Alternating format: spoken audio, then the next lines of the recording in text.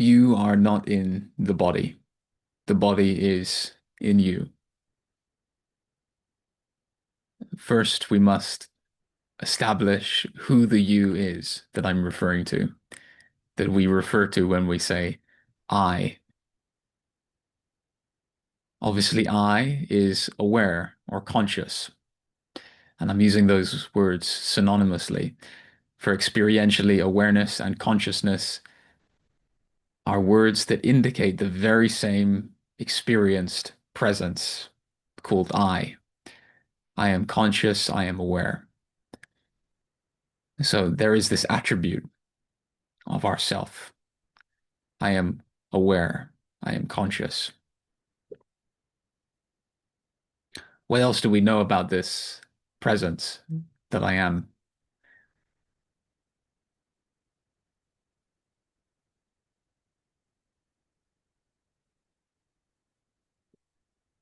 Perhaps a thought arises which gives some framework to our experience that suggests that consciousness is localized within the body. We have some image of neural activity in the brain, or even a chakra system, or some elaborate toroidal field. And we imagine that consciousness or spirit is localized within that conceptual framework. And perhaps that conceptual framework corresponds to various sensations in the body. So it's valuable to recognize that the thought of a conceptual framework, whatever the framework is, and the flow of sensations that appear attached to that framework are all appearances that arose after the fact of our already here presence of awareness. I am aware to witness the appearance of the thought that maps a conceptual framework and the flow of sensations that are attached to it.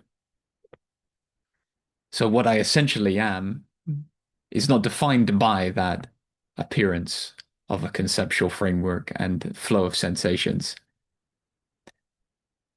I am already what I am prior to that arising. Just as a screen is already completely what it is by its intrinsic nature prior to the appearance of the movie or image within it. So the image of a conceptual framework arises and it maps consciousness supposedly within the body in some form. And there are sensations that seem to corroborate that idea. And all of that is an appearance that is witnessed within the presence of awareness, within the screen of consciousness.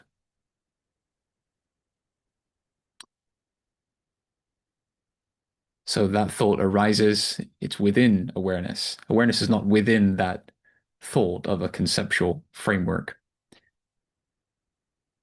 The sensations arise within awareness. Awareness is not within those sensations.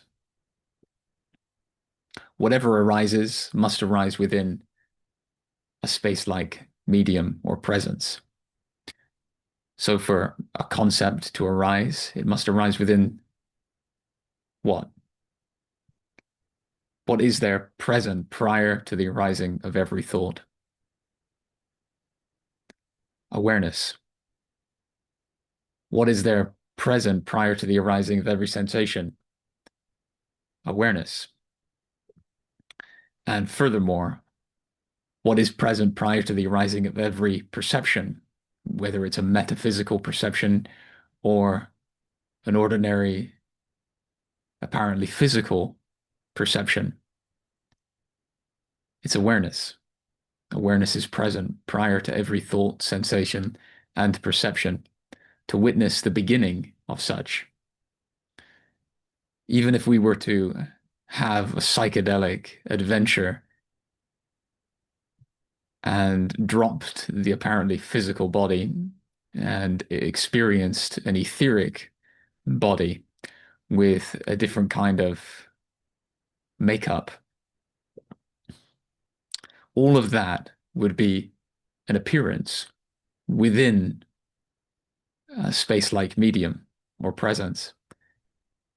And if the thoughts that interpret the surroundings of the apparently physical world have dropped away, and the bodily sensations of the apparently physical body have dropped away, and the visual perceptions of the apparently physical world have dropped away, during that gap between the dropping away and the emergence of the psychedelic vision and sensations, there is a presence that is continuous in that gap throughout both states.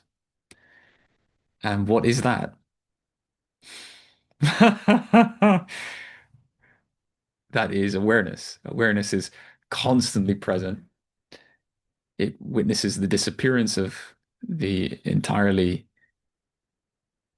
apparently physical universe and the appearance of a metaphysical world. Awareness is constant. So awareness is the only candidate for the ultimate medium or space-like presence in which everything appears. The body, the cosmos, all levels of the cosmos, dimensions of the cosmos.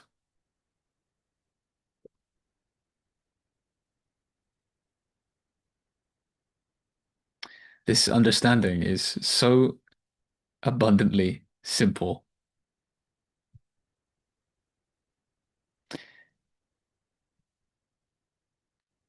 The reason that there may be some attempt to refute this basic, simple revelation of experience is that the mind has many complicated conceptual frameworks that it attaches to and maintains through the belief that they are genuinely applicable to our experience on a fundamental level. But if we inquire into all of those seeming pieces of evidence that, for example, consciousness is localized within the body, we find that no such evidence stands the test of direct experience. And we can use a simple contemplation just by seeing the sensations of the body appearing to consciousness, to awareness, and seeing that awareness is present prior to them and is therefore not limited by them, as a way to nullify all of those pieces of evidence.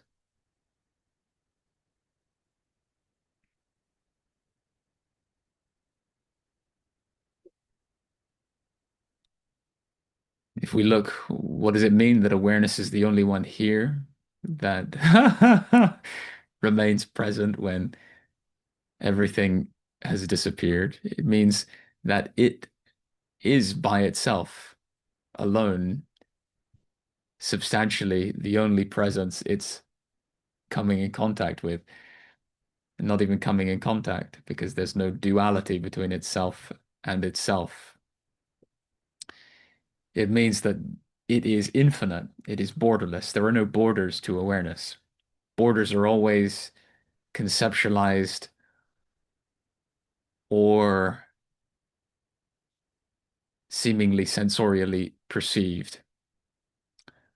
But the medium or the space-like presence in which all of those concepts and perceptions appear does not have any borders, does not have any limits. There's only one of that. There is only one I, and it is everyone's intimate self. There is only one self, and it is that presence to which we all refer when we say I.